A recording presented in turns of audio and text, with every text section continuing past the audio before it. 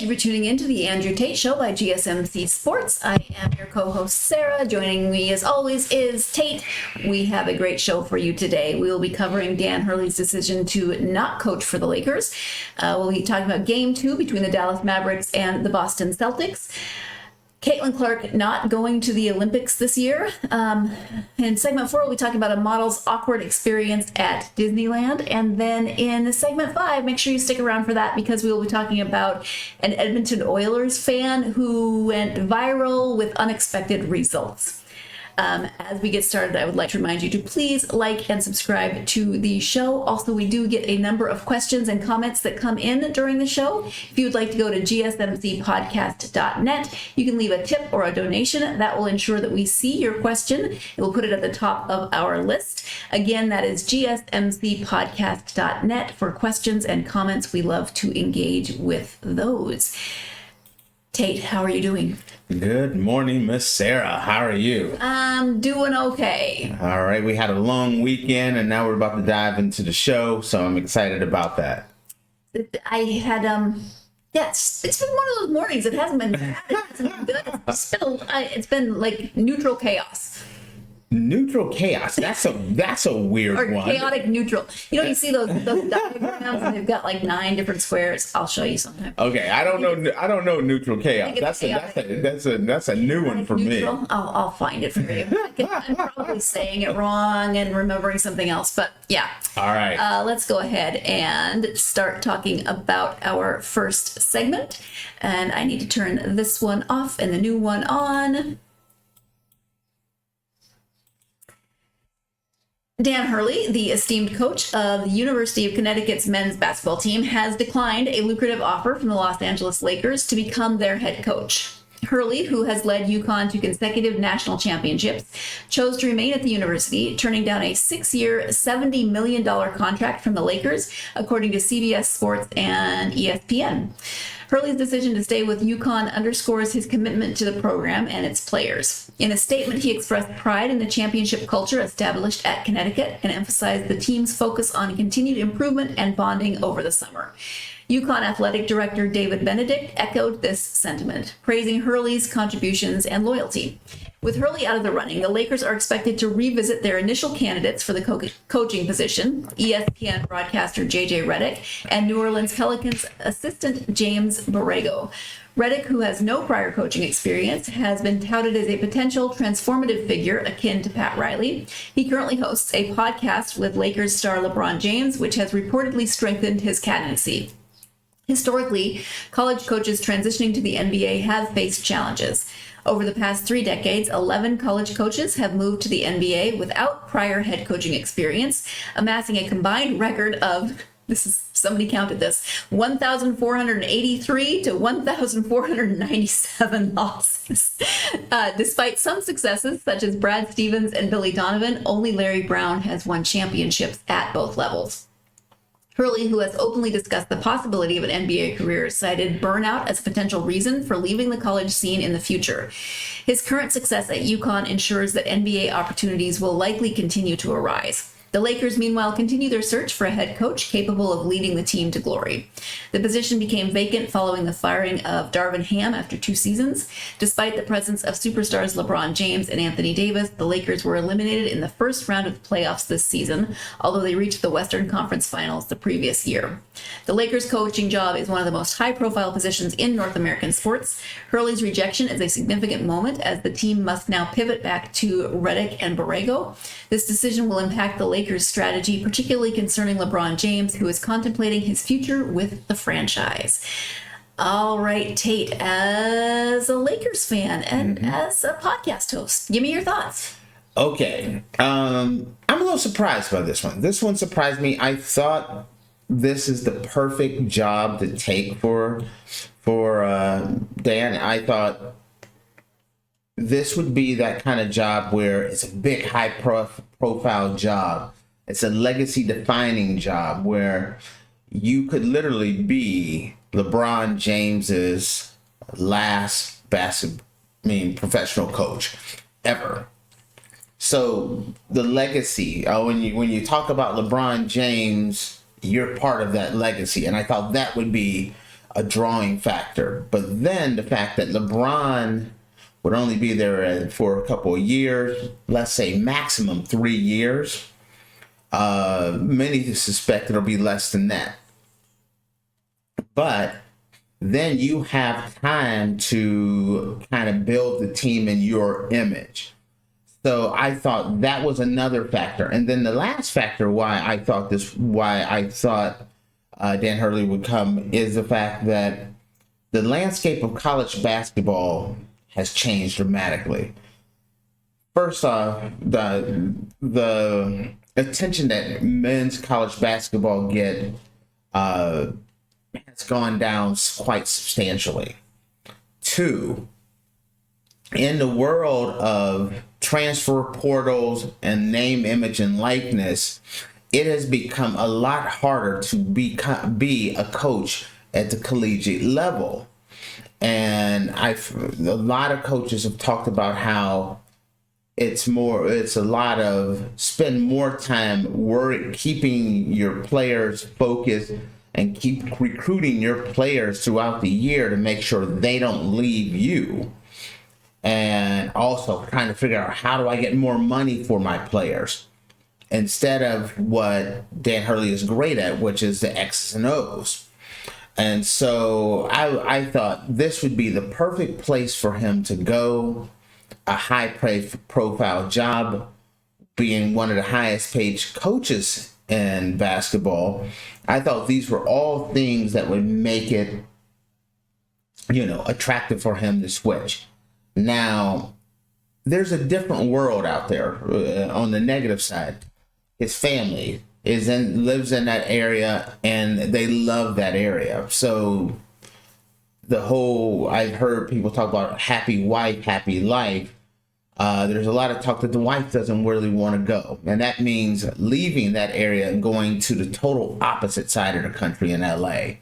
So that was one of the big things, is uprooting your family. Do you want to do that? Two, I cannot lie. As much as I am a Lakers fan, there's a lot of prestige with being the Los Angeles Lakers coach.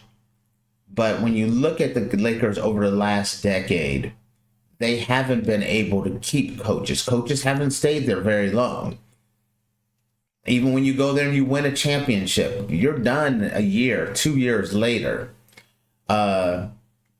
So the fact that the Lakers have had kind of like a revolving door at coach, I thought that was another factor which really hurt them. I think Lakers isn't one of the more wealthier franchises. I would have liked, I know they offered him, $70 million.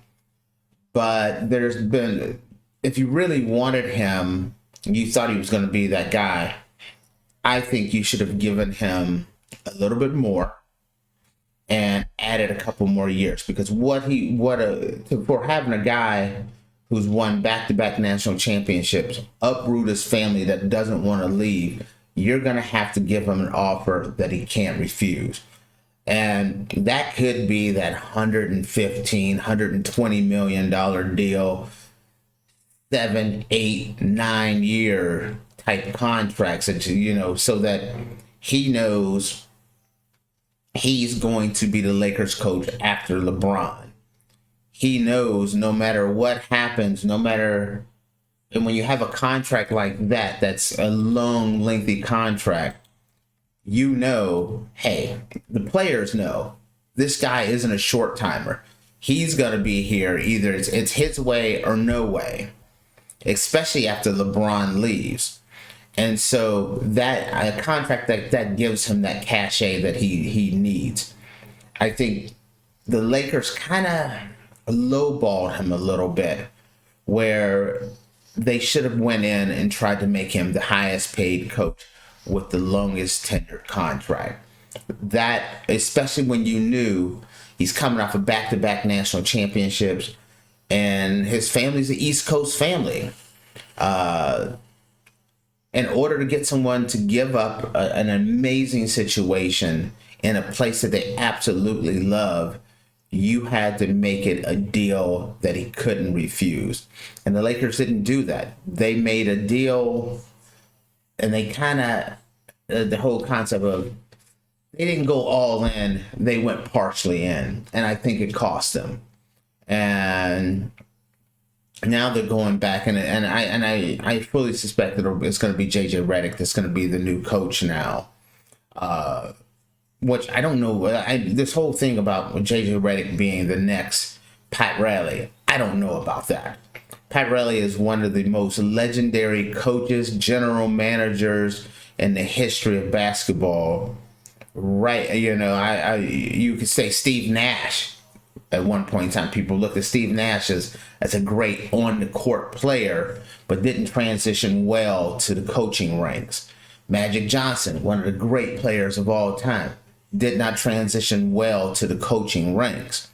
So I don't know if I'm not going to go as far as to say that JJ Redick is the next Pat Riley, but I think that's who they're going to lean towards, someone that has a great relationship with LeBron, someone that they kind of would respect, because what they really want to do is keep LeBron. I like the Stevens concept. I think they should go for, still stick in that concept, stick with a kind of a coach, a younger coach that can build a franchise for the new Los Angeles Lakers, the future of the Lakers after LeBron. That's what I would like to see them go with, is that type of a coach.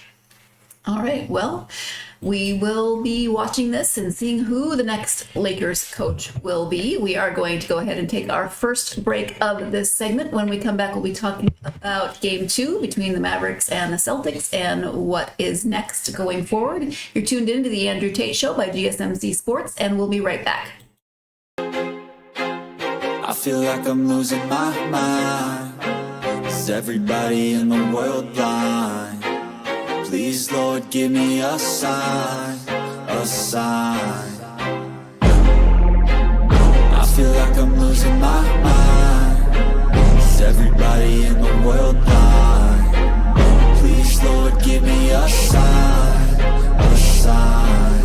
I wanna be the greatest. Everybody on the fake shit. I look around and feel like everybody is the fakest. I make this every day and I'm impatient, hoping one day I blow up from the basement. Statement, the top is so vacant. I don't hear shit that I think is amazing. Waiting for my day when I'm playing sold out shows for 1,000 faces. Hey, give me that crown, get in my way and to be put down. It ain't your place, all this my town. If I want that shit, then I'll get it right now.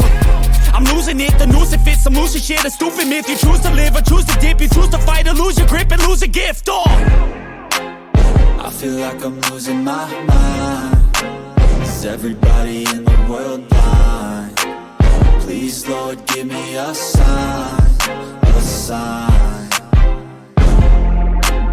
I feel like I'm losing my mind. Is everybody in the world blind? Welcome back to the Andrew Tate Show by GSMC Sports. In the first segment, we were talking about Dan Hurley's decision to not join the Lakers as head coach. Moving on, sticking with basketball, but moving on to Game 2 between the Boston Celtics and the Dallas Mavericks.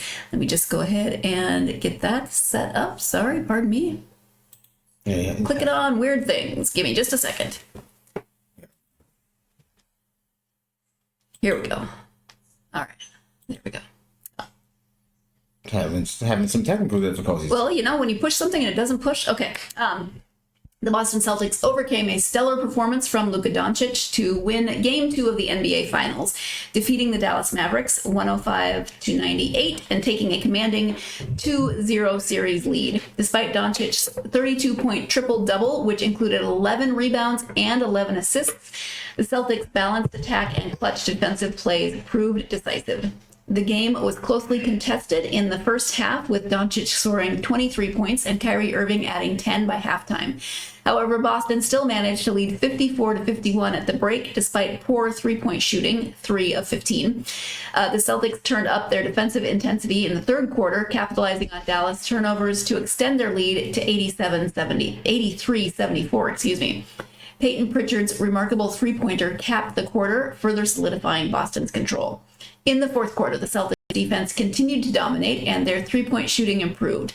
Derrick White's critical block on P.J. Washington in the final minute stymied a potential Dallas comeback. Jrue Holiday led the Celtics with 26 points and 11 rebounds, while Jaylen Brown contributed 21 points, 7 assists, and 3 steals. Jason Tatum, despite struggling with his shot, added 18 points, 12 assists, and 9 rebounds. White also had a strong performance, finishing with 18 points and 2 crucial blocks. The Mavericks supporting cast struggled, with Irving only scoring 6 points in the second half and missing all 3 of his three-point attempts. Dallas also faltered at the free throw line, converting just 16 of 24 attempts compared to Boston's 19 of 20. The series now shifts to Dallas for Game 3, where the Mavericks will need to address their shooting woes and free throw struggles to stay competitive. With a historic 86.1% success rate for teams leading 2-0 in the finals, the Celtics are in a strong position. However, the potential absence of Kristaps Porziņģis, who left the game late with a possible calf injury, could impact Boston's dynamics in the upcoming games. 2-0, Tate, what does Dallas have to do to stay in this? Well, the first thing they got to do is they got to win this next game. I mean, because if they lose this next game, it is over. I mean, this thing just wrap it up. Right now, with the way things are going, I've been looking at this as I got Dallas winning. I mean, Dallas winning the next game, losing the next 2 for a gentleman's sweep. That's a shame to say that, because I feel like Dallas is good enough to compete with the Celtics, but have just come in incredibly flat.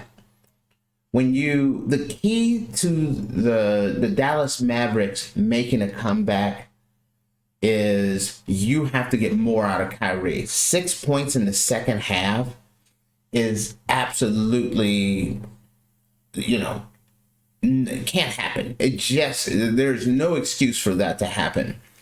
In order for Dallas to make a comeback, you're going to need the two-headed monster of Luka and Kyrie to perform. If Kyrie performs and Luka doesn't, it's over. If Luka keeps going the way he's going, but Kyrie doesn't perform, it's over. Also, I don't know what has happened to Dallas.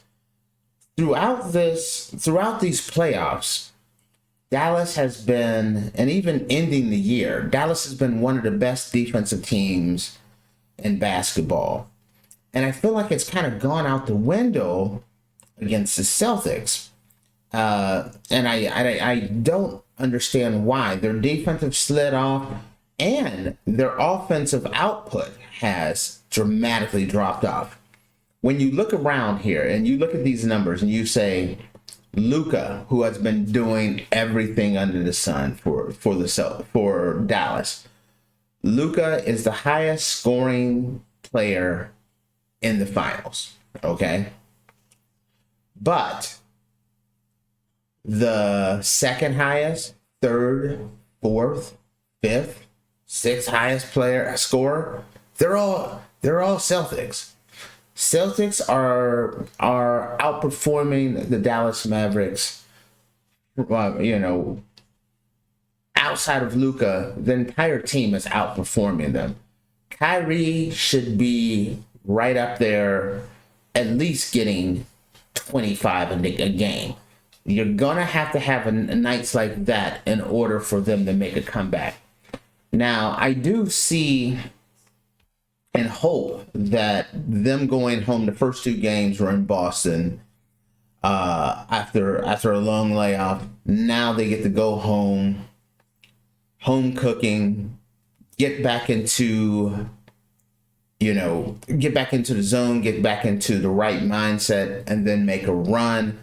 It definitely 100% helped that Kristaps Porziņģis may not be playing, leaving with the calf strain. That is a key, because Kristaps has shown to be a major factor in why the Celtics are dominating the Dallas Mavericks.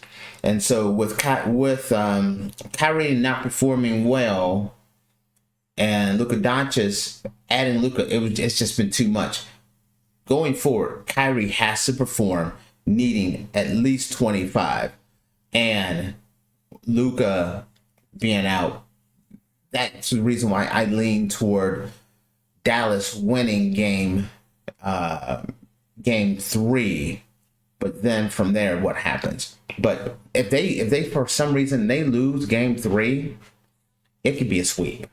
And that's so excited about these finals and expecting so much, especially with Dallas's. I'm looking at it like, okay, Dallas's defense. It's been one of the best, if not the best, in the NBA. The latter part of the season and into the playoffs. Kyrie and Luka are playing together. They're finally clicking. I thought, okay, this is going to be a 7-game series. This is anyone's series, and it's been anything but that. It has just been, the Celtics have been a better. It's like the Celtics have the two big stars, or you had Luka. Porziņģis as the third. The Celtics have just been the better team offensively, defensively. They're the deeper team. It's been a blowout pretty much. And if the Mavericks do not figure out some way to win game 3, this is going to be a sweep. I'm hoping that being home, that kind of energizes a lot of teams. And so to make this a series, because if they go down, this is over. Jrue Holiday had a good performance this game. Do you think if he can sustain that level of performance and Kristaps Porziņģis is not in this next game, or how does that affect the future? Well, Jrue Holiday, right now, Jrue Holiday has a chance to be Finals MVP. It's one of those things where the Celtics are just balling. They're from 1 through 5. The Celtics have just been the better team. I don't know what you can do if Dallas cannot figure out how to kind of bolster what they've been doing, improve. The first thing is defensively. They have to crack down defensively. And then they have to figure out a way to get Kyrie. If you don't do those two things, there's not a matchup there that the Celtics will exploit them in every aspect of the game. It just seems like everywhere the Celtics are out coaching them. Their stars are outperforming them. Defensively, they're shutting them down.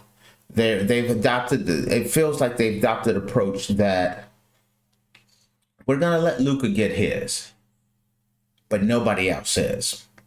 And it's an effective approach because Luka has the most points in this playoffs.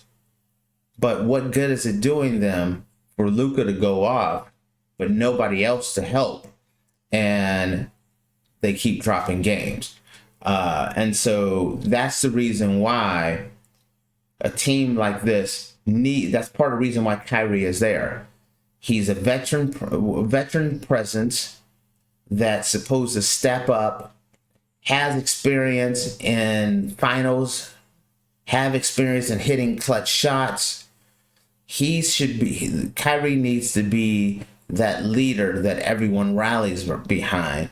And he's been everything but that in the finals. He's been that in the playoffs, throughout the Western Conference Finals and throughout the Western Conference playoffs. Kyrie has been a pivotal part of the Dallas Mavericks. Dallas has to figure out, how do we get Kyrie involved so that we can turn things around. This game, the saying, nothing's happened until a team loses a game at home. Well, it's 80-something percent, 82% of, if you go down 86.1%. 86.1%. they've lost the first 2 games, and it's an 86.1% chance that the Celtics are going to win this. They have no choice. They have to put everything on the line. It's do or die for them. If they don't win this one, you think it's bad down 2-0. How bad is it down 3-0? Well, that's what we found out last a week or so ago, right? Yes. Yes. All right. Well, we are going to go ahead and take our second break of this episode. When we come back, we'll be still talking about basketball, but this time Caitlin Clark not making this year's Olympic team. So stick around. You are tuned into the Andrew Tate Show by GSMC Sports, and we will be right back. Looking for your daily fix of sports talk without having to pay for it? GSMC Sports Network is available on YouTube. Just search GSMC Sports Network. Get your fix of daily sports talk shows on YouTube, absolutely free. NFL, college football, NBA, MLB, MMA, UFC, fantasy football, and so much more. GSMC Sports Network has shows running all day long, with new sports shows starting every 2 hours. Just like on your favorite cable sports channel, except GSMC Sports Network is absolutely free. Just search GSMC Sports Network on YouTube to catch one of your new favorite shows, like the GSMC College Football Podcast, Chip Shot Football Podcast, Hoops and Heels Women's Sports Podcast, GSMC Basketball Podcast, and so many more. Check it out for yourself. GSMC Sports Network, now available on YouTube. Absolutely. Welcome back to the very confusing let me take care of that. Welcome back to the Andrew Tate Show by GSMC Sports. In the first segment, we talked about Dan Hurley not going to the LA Lakers. In the last segment, we talked about Game 2 between the Boston Celtics and the Dallas Mavericks. And now we are switching to segment 3. Let me get that set up quickly. Give me just 1 second. Indiana Fever rookie Caitlin Clark has reportedly been left off the final 12-player USA women's basketball team roster for the 2024 Summer Olympics in Paris. The decision was confirmed by USA Today's Christine Brennan and The Athletic. The expected roster, led by Cheryl Reeve, Minnesota Lynx head coach and president of basketball operations, includes notable names like Diana Taurasi, Brianna Stewart, and Aja Wilson. Despite being one of 14 players invited to the U.S. national team's final training camp, Clark did not make the cut. This decision was made by a committee comprising women's college basketball coaches Dawn Staley, Simone Augustus, Delisha Milton-Jones, Jennifer Rosati, who's president of the Connecticut Sun and head coach of the U.S. women's 3-on-3 Olympic team, and WNBA head of league operations Bethany Donovan. The finalized roster features a mix of players with Olympic experience in 5-on-5 and 3-on-3 competitions, with Alyssa Thomas, Kalia Copper, and Sabrina Ionescu set to make their Olympic debuts. The dominance of the USA women's basketball team in previous Olympic tournaments is underscored by their 9 gold medals out of 12 tournaments, including 7 consecutive victories since Atlanta 1996.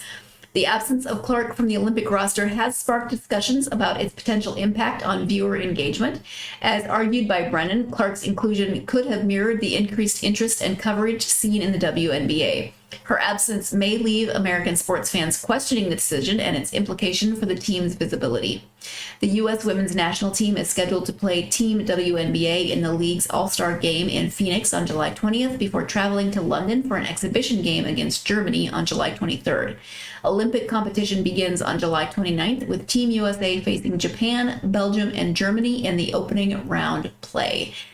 All right, Tate, Caitlin Clark continuing to be in the news and, for lots of interesting reasons. The thing about it is Caitlin Clark is in the news for all the wrong reasons. And this is no slam on Caitlin.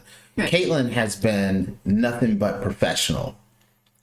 But there's been so many things around her that doesn't deal with her on the court. Mm-hmm. Now, with that being said, there's no way they should have left Caitlin Clark off the court, off this team. First off, you go back the last 5 Olympics. the number one pick in the draft has always been on the women's Olympic basketball team, with the exception of Caitlin Clark. Now, that alone makes it a noteworthy event that she wasn't picked on the team. I thought that was crazy. The second thing is, and make sure you understand, I am not saying that Diana Taurasi should not be on the Olympic team. That is not what I'm saying. But Caitlin Clark has better numbers than Diana Taurasi. Points, rebounds, assists. No matter every major metric, Caitlin Clark is outperforming Diana Taurasi. No one would question that Diana Taurasi doesn't deserve to be on the team. Traditionally, outside of that top starting unit, you traditionally you bring that aging vet with you on that Olympic team, and you bring that upcoming star. And I always, the best example is looking at the Dream Team. You brought Kristen Leitner with you. He was the rookie phenom that everyone thought was going to be great. I personally would have had Shaquille O'Neal on there, but they brought the young guy. And then they brought Larry Bird, who had major back issues and should not have been on the Dream Team because of his health issues, but his legacy deemed him to be on there. Same with this. Diana Taurasi should be on the Olympic team, and so should Caitlin Clark. Not to mention that Caitlin Clark, wherever she's selling out, they're moving WNBA games from their normal arena to NBA arenas because they're selling out so many games. I think the average WNBA game has about 6,000, and I think it's about 16,000 when Caitlin Clark comes to town. So if it's truly about, hey, we need to get more eyes on the team, then Caitlin Clark should be out there. People are tuning in to see Caitlin Clark, but learning about a number of other players. I was telling Sarah this earlier. I saw it was the Las Vegas Aces versus the LA Sparks. In the past, I wouldn't even watch that game. It was not a game that I would even think, oh, I'm going to watch a WNBA game. But because of Caitlin Clark, I knew some of the players that were on both of these two teams. So I actually watched the game because I learned more about some more of the WNBA players by following and covering Caitlin Clark. So same with Olympic basketball. By having Caitlin Clark there, you're tuning in to see Caitlin Clark, but then you get the chance for the common basketball fan to learn about Diana Taurasi or some of the other players that are playing, and finding out how amazing they are and how great, because the WNBA game is solid. But Caitlin Clark brings those eyes, and it helps lift the entire league up. Overall, since Caitlin Clark's coming to the WNBA, overall television ratings, overall ticket sales, overall jersey sales have gone through the roof. They have skyrocketed.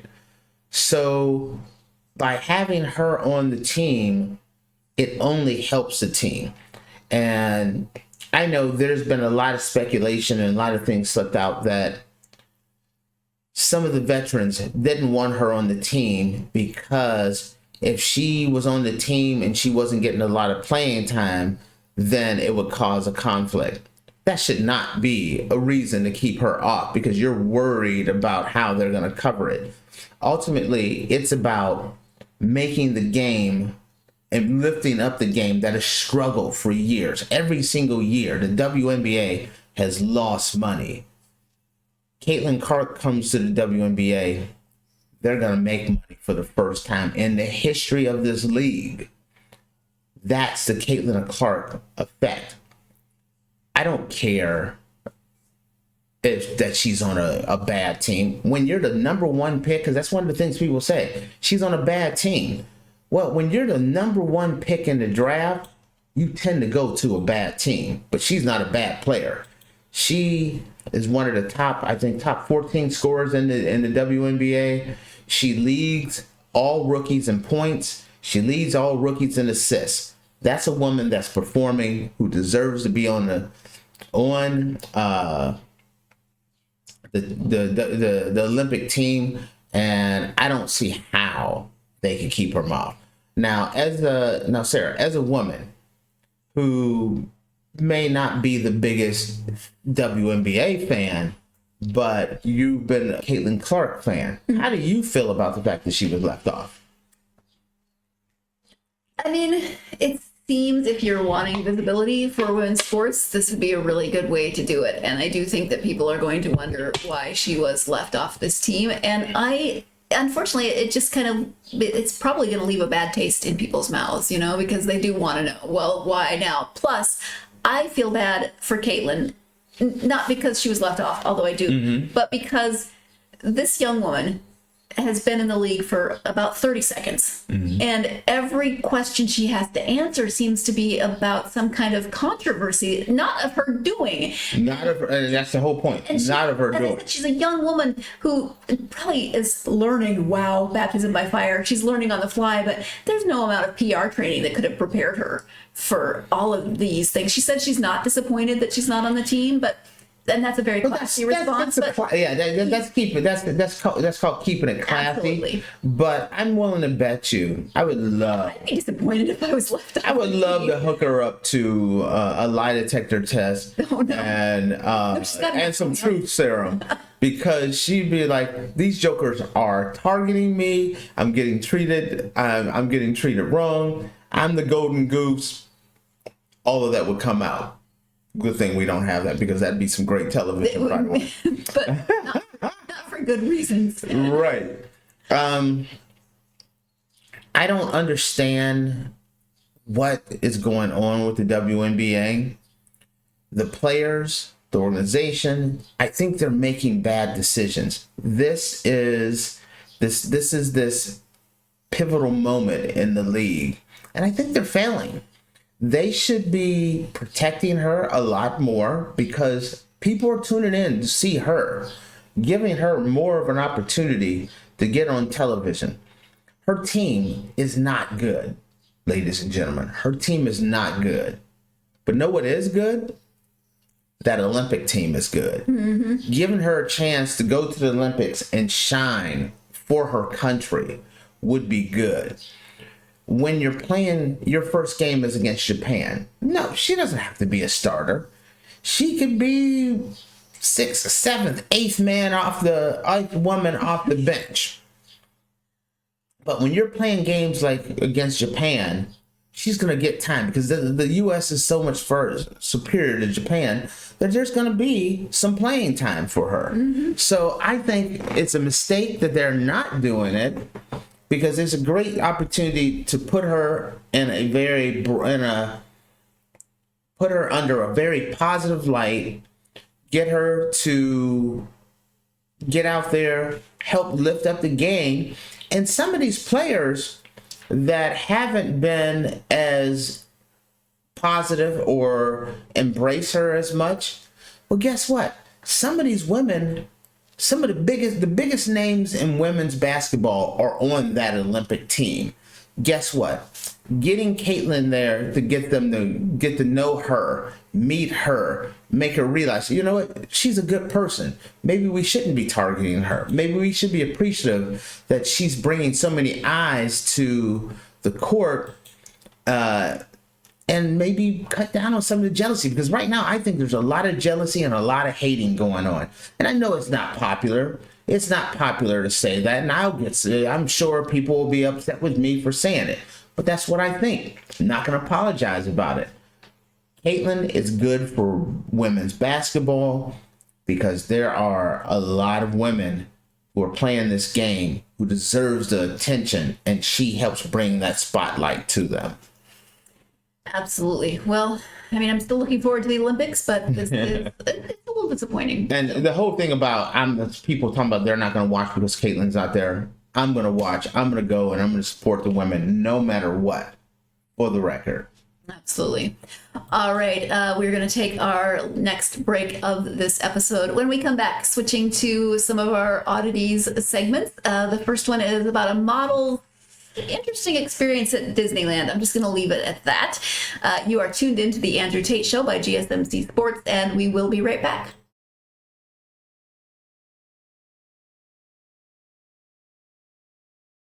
For the best and latest podcasts available anywhere, go to the podcast app on your cell phone and type in GSMC to access free content-rich podcasts on health and wellness, book reviews, sports, entertainment, relationships, social media, movies, technology, finance, and even weird news. Subscribe and download the GSMC Podcast Network's family of shows, available everywhere podcasts are found. Welcome back to the Andrew Tate Show by GSMC Sports. In the last segment, we were talking about Caitlin Clark being left off of the Olympic roster for this year. Still looking forward to the Olympics. Would love to go to Paris. Although Paris in July and August, very hot. Let's go ahead and turn to our segment, our oddities segment. Tate, have you ever been to Disneyland? I have been to Disney World. Okay, I've never been to either. That's crazy. Crazily enough, considering that I lived in California for a long time, but I've never been to either. So Gracie Vaughn, a model with a rather large booty, as you can see. She has some great assets, let's just say. She found herself at the center of attention, but not necessarily in a good way recently. She claims that park goers at Disneyland were giving her nasty looks, and she believes that she was being bullied because of her unique physique. The model says that she was just minding her own business, enjoying the magical atmosphere of the theme park, when she started to notice people staring at her. At first, she thought they were just admiring her curves, but as the looks turned more judgmental and harsh, she realized that something was off. Sharing photographs and videos from her time at the park, Gracie explained she was trying to have fun with her family, but her day was, quote, ruined. Why? Because people were making fun of the size of her body. In the video, she continues, and the worst part is that they teach their kids to do the same. But what exactly did other Disneyland guests do? According to the TikToker, they kept, quote, taking photos of her alongside and giving her bad looks all the time. Or they just kept laughing at me, she continued. Gracie says, I know you may think I am exaggerating and that it's my fault for being a big girl, but this is literally what God gave me, and I have to embrace every single part of me. Even if you have a condition or look different, you shouldn't get bullied for the way you look. I would never talk negatively about someone else's appearance. Respect is key. Gracie argues Disneyland should be a safe space where everyone feels comfortable, and at the end of the day, she was just existing and wanted to have fun like everyone else. She concludes, if you don't like something, stop hating and keep it for yourself. It's not taken long for people to, of course, go to the comments in support of the TikToker. One user said, we need more people like you. You're so beautiful. Words of respect. Another said, you are beautiful. It's really sad how people can be so mean. A third commented, very few have this. It's natural for the less fortunate to be jealous. Let them be jealous. You just keep uploading your beautiful videos. And a fourth wrote, I wish everyone could just mind their business, but confidence is key. As for the parkgoers at Disneyland, Gracie hopes they learn to be more accepting and open-minded toward people who may look different from them. After all, isn't Disneyland supposed to be the happiest place on earth? Now, Tate, I know you have thoughts. I would stare. I mean, that's just not something that you see very often. So I would probably stare. I'm not going to support body shaming, and I don't know that people necessarily needed to go beyond, but that catches your attention. Let me just say that. Okay. I could be wrong. But she said her God-given natural assets. Yeah, that's what she said. I'm calling shenanigans on that. If she is born that way, and I'm talking about from the top to the ample bottom, yeah, then I apologize in advance. But it looks like she had a lot of enhancements, let's just say. Sure, which is her prerogative. And this is a mean thing to say, but when I first of all, she's absolutely beautiful. She is curvy. Curvy is in. I think she's in, and it looks quite impressive.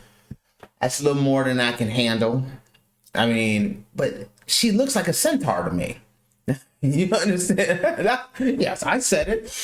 That's what she looked like, a centaur. Like her hind quarters is down the street. She's packing that much heat back there. That's what I'm saying. She's a beautiful woman. She is beautiful. She is a beautiful woman. And if that's what she wants to do to her body, by all means, go for it. But if you look at the way she was dressed, and I'm not saying you're asking for it by the way you dress, but you look at the way she's dressed, it's going to attract attention. You can dress any kind of way you want to, but it's going to catch attention. If I'm listening to It's a Small World After All, looking at the teacup ride, and she walks by, I'm looking. I may not be rude like some of the other people, and that's the only the sad part about it is that people were rude to her. But if you've done something like this to your body, it's meant to attract attention. I believe she's an Instagram model or one of the social media model. Sure. Yeah.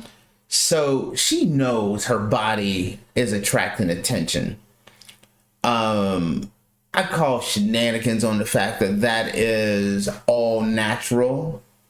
I don't buy it, not even for a second. She claims she's a big girl, and I'm sure maybe she was a big girl. But I think there was some surgery that was included to shape up some of the curves on her. Now, absolutely beautiful. But first off, if you're at Disney World, kids are going to notice. Kids, you see the picture. Kids have no filter. Kids have absolutely no filter whatsoever. Then guys are going to notice. There isn't I don't care if she walked right in front of Stevie Wonder, who can't see a lick. He going to turn his head and he's going to look. Women are going to look. Sometimes if you're going to do that and you're looking for that attention, you're going to get the good and the bad. And she has to expect that. I don't think it doesn't make it right. I feel bad that she felt uncomfortable. No one should have to feel uncomfortable, but you're gonna notice this. Give me your thoughts as a woman. You're absolutely gonna notice. I agree that it doesn't seem like that's natural. I mean, there's ways that bodies, plus size women's bodies, tend to grow. Yeah. I've been a variety of sizes in my life, and they don't grow that way. They don't tend to. If it is natural, well, wow, but probably not. But the thing is, whether it's natural or not, you are a model, and this is clearly she knows how she looks. She embraces how she looks because she's a model, and she's putting that out there for people to see. So she knows that she's going to attract attention. I do feel it's not good that people were body shaming her. There's never any cause for that. If you see something... Wait. What's the definition of body shaming, though? Because here's the thing.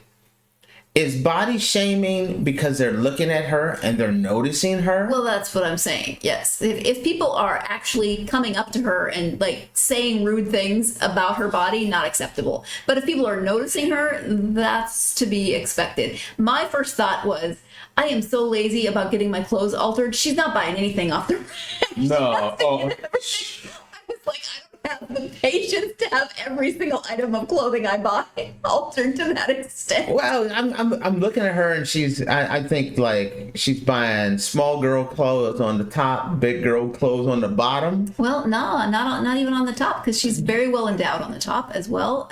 Which to me, not normal. I'm just saying, I mean, looks amazing, but this whole God-given assets is what she's claiming. I don't buy. I'm sorry. I just don't either, but I'm not gonna. But like I said, I don't buy it either. But I'm not gonna body shame her about it. No, if I saw her at Disney World, I would not be like rude to her. I would, but she you can't. How do you not notice her? I would stare until I caught myself, and I was like, "Crap, you're staring." Yes. Just because, wow. But now, with that being said, people can be mean. People can be incredibly mean. Incredibly mean, and it's one thing. Kids have no filters. Adults, you should know better. You know, yeah, I could totally see, especially in this new era where people are saying more things and things. So I could see how it ended up being a rough day. It's a tough situation because when you do that to your body, sometimes you love the attention, but there are days that you're like, you know what, I'm with my family and I just don't want that attention. But you can't take those assets and put them in a closet. Those assets are with you. When you get body enhanced like that, you're gonna get noticed everywhere you go.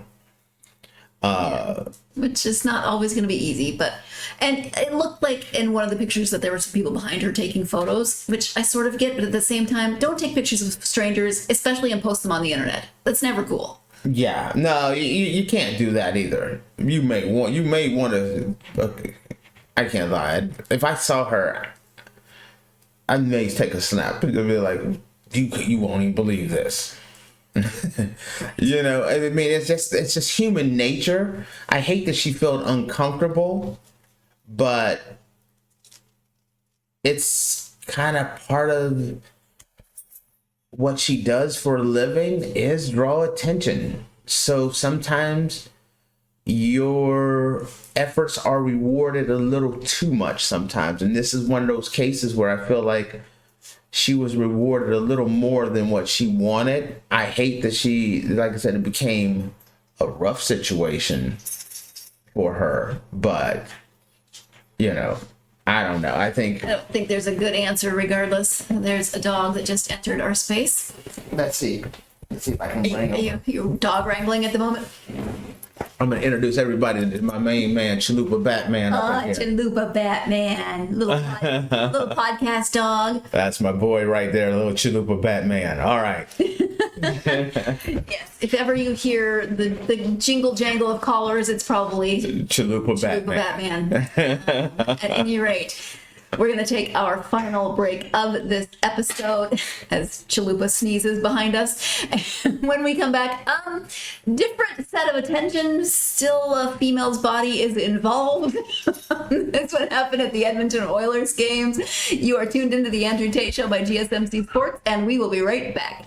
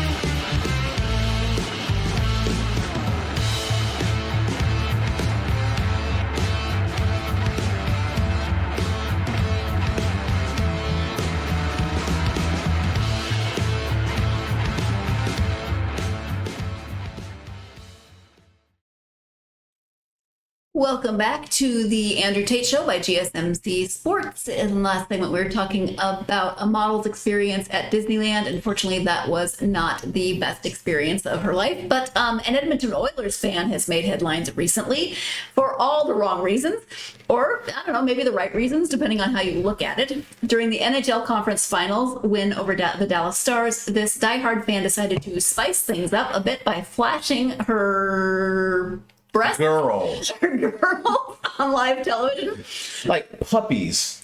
Like, I just had Chalupa Batman. She decided to show her puppies as well. Please stop. No, we all know sports fans can get pretty wild, especially when their team is winning. But this lady took it to a whole new level, and guess what? It did not go unnoticed.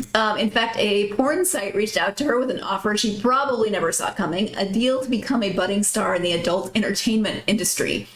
A representative of the Porn Dude, an adult website that garners 61 million visitors. Yes, I said Porn Dude. 61 million visitors per month on average, told the outlet that the unidentified woman's breasts were, quote, made for porn, and are offering her a spot on their famous Porn Dude casting set.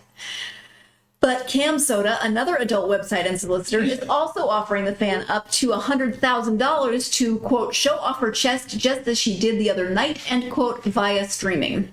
OnlyFans is in the race to sign the fan too, encouraging her to create an account on the platform. The overly excited lady sent social media into meltdown during Friday's Game 5 at Rogers Place in Alberta, Canada. She was initially seen cheering in the crowd before lifting her Oilers jersey to flash her chest, shaking her breasts from side to side prior to dropping her top, looking at the camera and erupting into laughter. The woman's identity had yet to be found, although in an update of 2 days ago, TMZ has reported that she's removed all traces of her social media presence following the viral video. Their report claims that the woman used to have a number of social media accounts, like most people do, and has since deleted every single one of them to keep her identity a secret. Despite the money on the table from some of the adult sites, it seems it's not enough to entice the fan to put herself out into the public eye, more so than she already did. Although there has already been some positives for the mysterious social star since her viral video. Oilers player Evander Kane hinted that he and the rest of the team appreciated her enthusiasm. Listen, I don't even watch hockey, and now I do. I'm getting me season tickets to the Edmonton Oilers. I got new respect for that team. Now you'll notice that some of the pictures next to us in the slideshow are a little blurry. But that's because they're all like taken from people's phones, and it's not like they're official photographs of this. I know the Oilers are losing in the NHL Finals, but I am pulling for the Oilers because of this woman. I am an Oilers fan now. Okay, so I'm gonna keep it real. Talk about Caitlin Clark bringing eyes to the set. This woman is bringing eyes to the set. I'm not sure the Oilers are going to use that as their like promotional material, but maybe they're the ones that should have approached her as opposed to Porn Dude. Really, who names their site Porn Dude? Come to the game. Stay for the entertainment. Not bad. Wow. Okay. Yeah. And some of these names. What's up with these names? Porn Dude. What's the other one's name? Cam Soda? Cam Soda? What does that even mean? I don't even know. I realize I'm not tuned into the porn world, but am I missing something? Mama, I made it. I work for Cam Soda. No, this is the reason why she deleting her social media. If you had a quality organization caller, maybe you'd get something. The crazy thing is the offers that are coming. There's a bidding war for this woman.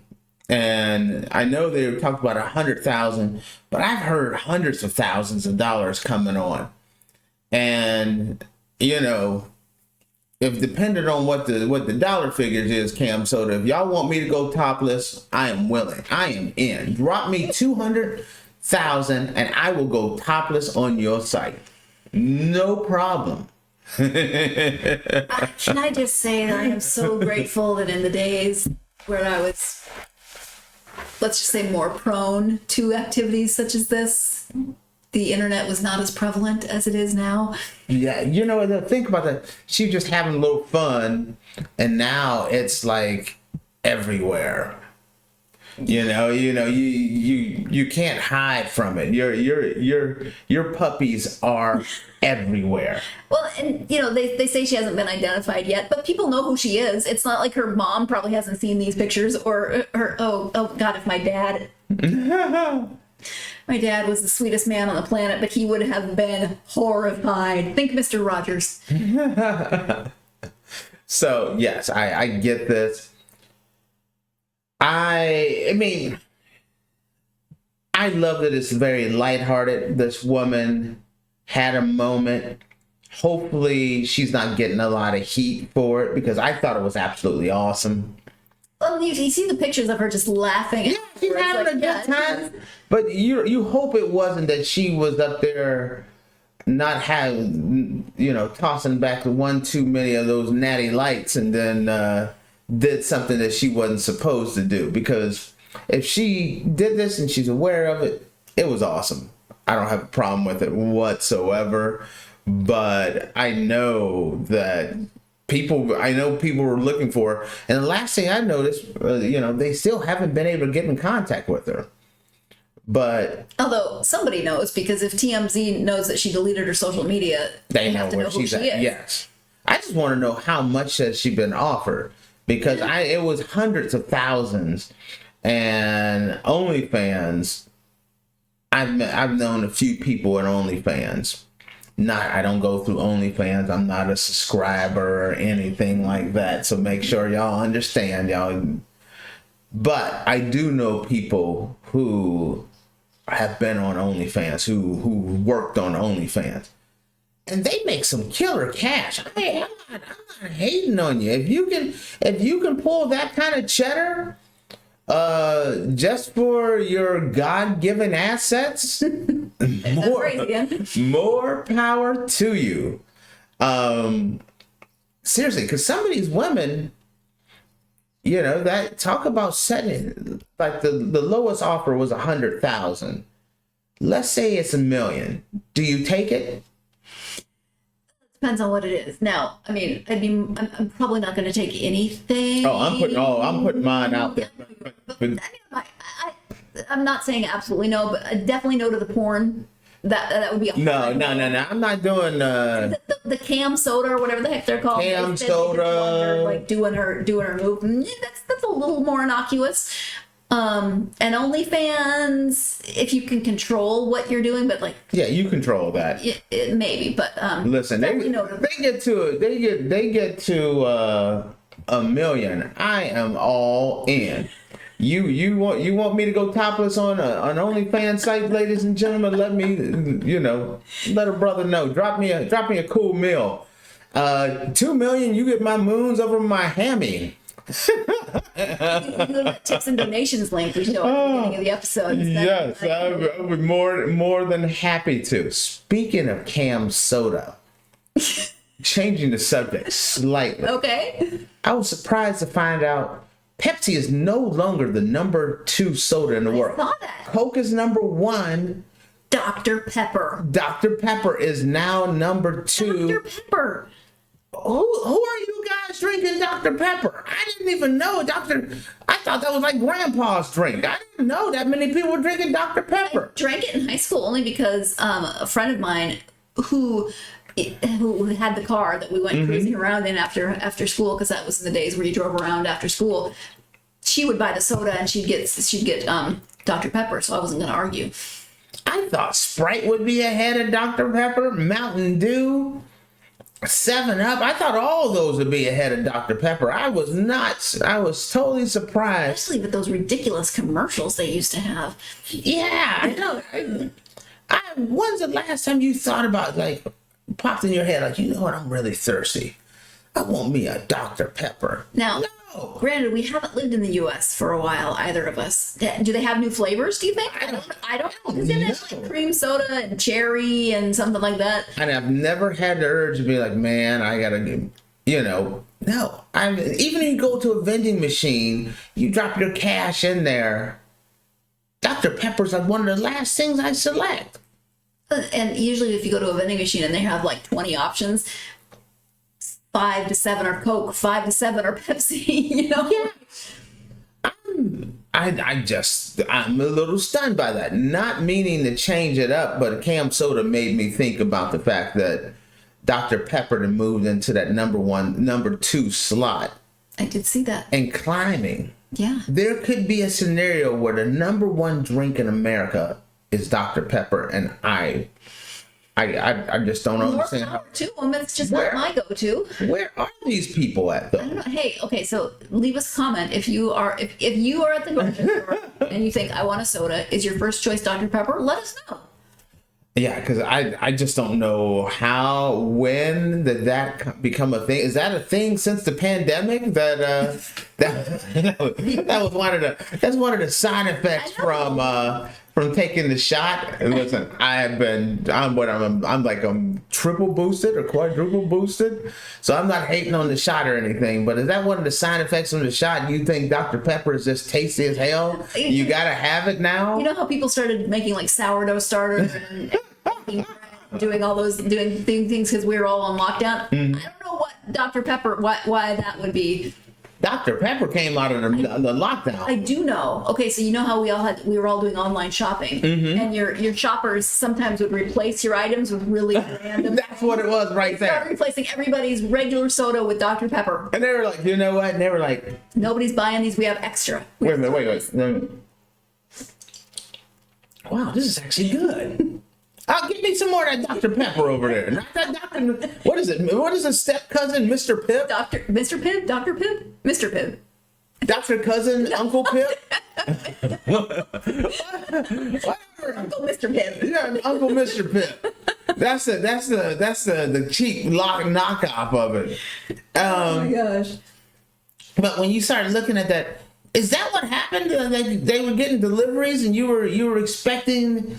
You originally were like, you know what? I want some Mountain Dew, and I want some Diet Pepsi. And someone brought in the Diet Dr. Pepper, and they were like, "Oh, this is it. This hit the spot. This is a little different than everything else." I think we're onto something. And that's how it happened, because I don't know when the heck the doctor. If you'd have said name the top 5 sodas in America, I would have went with Pepsi. First I went Coke, Diet Coke, Coke Zero. That's 1, 2, and 3 right there. Mm. Then I just said Pepsi, Mountain Dew, Diet, maybe like a Diet Pepsi, a Sprite, So Dr. Pepper would have been way down there. I would have never guessed that. That one kind of threw me for a loop. I know that has nothing to do with a woman at a hockey game showing off her assets. So I took the segment title down. What's that old saying of Dr. Pepper? I'm a pepper, you're a pepper. Wouldn't you like to be a pepper too? Be a pepper too. And then she hit you with the na-na-na-nas. Full circle. All right. Thank you for tuning in to the Andrew Tate Show by GSMC Sports. Your support means a lot to us. So make sure you like and follow the show, and also leave a positive review. That really does help. Also, you can follow the podcast on social media: Facebook, X, Instagram, and TikTok for more content and updates. Thank you so much for tuning in, and have a great rest of your day. Oilers.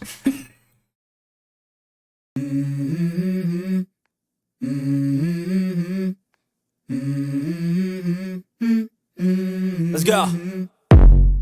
I wake up to a little bit of drool on my pillow, feel like it's gonna be a bad day. Yeah, I'm tired of shit, and the coffee ain't hit yet, damn ain't that great. I don't wanna go to